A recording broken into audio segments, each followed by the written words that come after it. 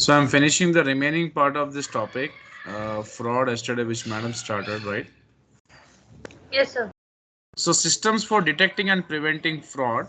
So prevention of fraud must be an integral part of corporate strategy, and control system has to be designed to detect and investigate fraud. Of course, see, every company should try its level best to prevent fraud, right? And it should be a part of their strategy. And they should even they should make such a control system which should be designed in such a way so that it can detect and investigate fraud. That is like you'll be that is in internal audit also you'll be learning about this. General fraud prevention policies could include the following: emphasizing ethics, that means try to instill ethics in the company. That means, just a second.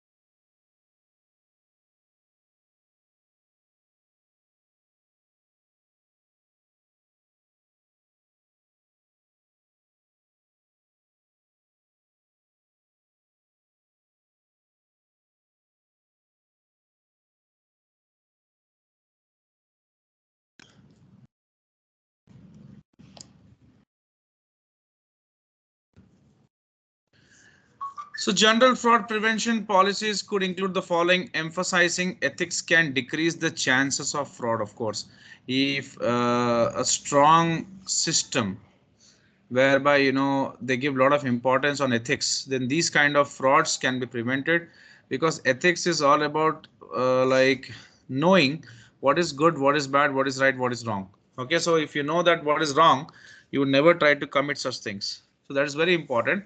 Like more of morality will be like moral values would be instilled in the organization. And like when there is ethics, you will be doing your work always without any kind of additional benefits like gifts, etc. Personal controls are a very important means of preventing fraud through interviewing and recruitment procedures, including obtaining references can be. So you should be, see, they always should try to recruit employees who are having good background and good in the sense who in the past have never done such kind of acts, right?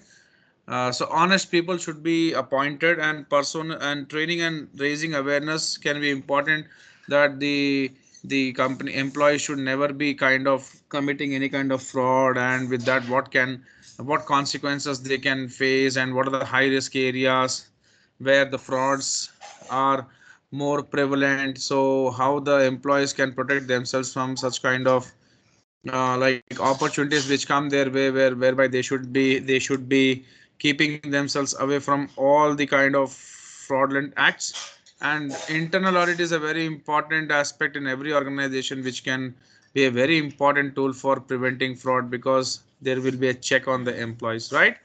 Now, responsibility for detecting and preventing fraud: director. So director responsibility should aim to achieve the following: ensure that activities of entity are conducted honestly and that its assets are safeguarded; establish arrangements to deter fraudulent or other dishonest conduct and to detect any that occurs. So they should have such arrangements whereby fraudulent and dishonest acts should not happen. People should be they should be scared of doing all these things, and ensure that to the best of their knowledge and belief, financial information, whether used internally or for financial reporting, is reliable. That means all the important disclosures are disclosed, and the financial information is also free from any kind of fraud. It is therefore the responsibility of the directors to take reasonable steps to detect and prevent fraud. Now, external auditor. The external auditor is responsible for expressing an opinion. So external auditor is very much like responsible for expressing an opinion on whether the financial statements. So they do the audits, right? And they give their a report whereby they should give an unqualified opinion. So everything is all right. If they give qualified opinion, then there's a chance of fraud. So they can give that only if they conduct audit and they check the entire statements of the company, and any kind of material misstatements they should be bringing it forward. And if things are done by mistake, then that's okay. But if the things are done with intention, then that's fraud, and that should be brought forward. And the auditor's report can give that particular feedback. Okay. Just a second. I'll be changing the changing this particular place. I'll put this on charge. Just wait for a second.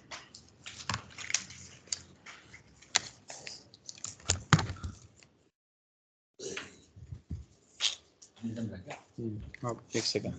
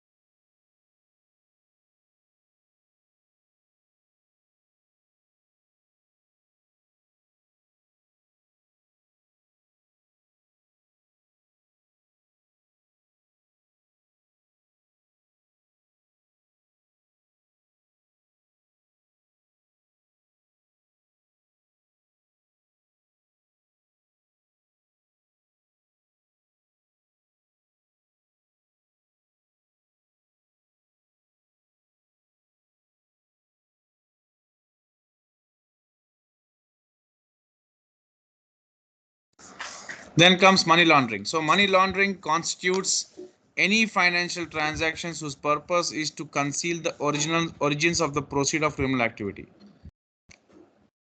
That means, what is money laundering? It is any it has the financial transactions which are done for the purpose to hide the origins of the proceeds of criminal activity. That means they are doing some financial transactions, but they want to hide that, and whatever the money they make out of those transactions, they want to use it for their own purpose. That is money laundering. Process of money laundering usually consists of three stages. Placement of the proceeds of crime into financial system. That means they are doing it with intention. Layering, by passing it through several institutions to mask its true identity. That means they want to hide the transactions. Integration, back into legitimate economy. Then they want to, like, divert the funds and use it. Okay. So placement of proceeds into financial system refers to how proceeds of criminal activity are placed into legitimate financial. For example, many criminal organizations operate legitimate cash based business as fronts and inflate their revenues from these businesses with proceeds of criminal activity. That means they, whatever they earn through illegal means, but they put that money into the business. So these are paid into business bank account, right? So there are many illegal activities people do, and they put that money into the business and try to show it as legal. Layering, funds are transferred from one bank account to another and then another in a chain to hide the origin of original funds. Holders of bank accounts used in layering are offered a commission to accept and then pass on the funds. That means the funds will be passed through many hands and again it will be taken back, and for every passage of fund into someone's bank account it will be kind of a commission would be given. This is like some many rich people do this. Layering, funds are transferred from one bank account to another and then another in a chain to hide origin of the original funds. Holders of bank accounts used in layering are offered a commission to accept and pass on the funds. Integrate back into the legitimate economy. The funds are used by criminals for whatever purpose they decide. Example, buying yachts or expensive cars. Typical money laundering offenses. In a sense, there are three main types of offense: having any contact with proceeds of crime, whether deliberate or accidental.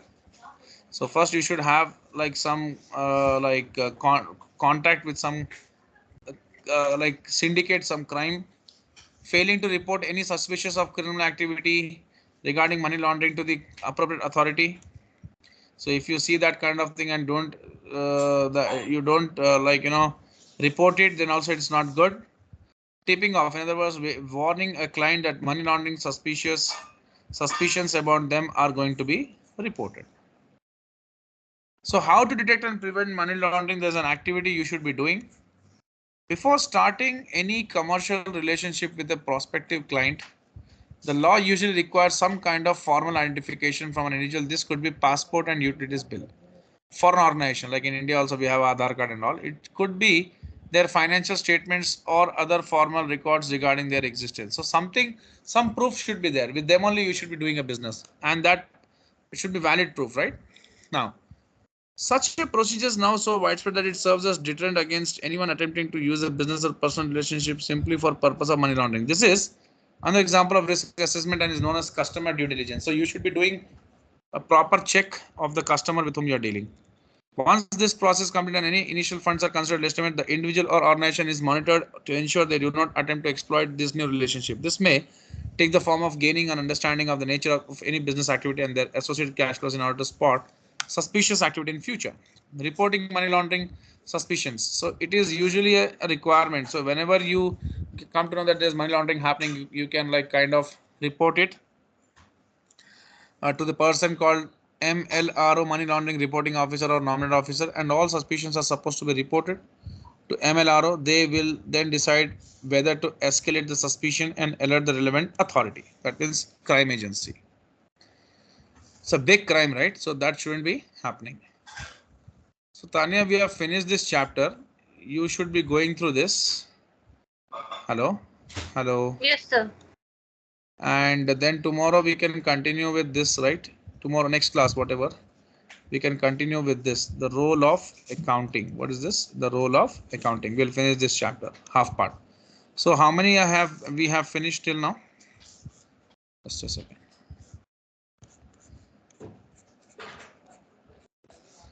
Ninth one also I'll finish. Identifying and preventing fraud is done, right? 10. So then like we can target like control, security and audit, and these 4 chapters in the coming week. Okay. Hello. Yes, sir. Okay, Tanya. Okay, sir. So you are not continuing the class, sir. I mean, it's only No, like 15 minutes, sir. this one topic has been done, right? So you Yeah. just prepare this topic properly. Okay. Okay, sir. And like tomorrow, what test you will be writing? How many topics you have done till now? How many topics you have written as The test? first three. The first three, sir. First three. So now next topics, what you're going to write test? The 4, 5, 6, 6. I like the next three. Next three, right? Or you can take 7 also, right? There are 4 topics in this. Okay, sir. No problem. So It's when are you easy ready for one. the test? Tomorrow, sir, I'll write, and I mean, as you said, I'll use Word and send you it. Okay. You are ready for test tomorrow, right? Yes, sir. I'll be Okay. waiting for the paper then. Okay. Then what time shall I send the paper? According to you, sir, I don't have any problem. Okay. Around 4 p.m. I'll send the paper to you. Okay. And Okay. point two is, if I'll try my level best, if possible, I'll try to take this class tomorrow, half session. This one, Okay, accounting. sir. Okay, sir. Okay. Or else like by Monday we'll do. Yesterday our student has written exam for law. She got 76%. Oh, nice. Okay. Yeah, thank you so much. Thank you so much. She got 76%. Just hoping after finishing this, I'll be taking rigorous revision, and you should also be scoring very good score. Yes, sir. Inshallah. Huh? Yes, sir, for sure. Okay, Tanya. God bless all students with good result. That's what we always look forward. Okay. Yes, sir. Yes, sir. Right. Okay, Tanya. Thank you so much. Then please prepare this chapter also. It's done, and we'll go for the next one. Okay. Thank Okay, you. sir.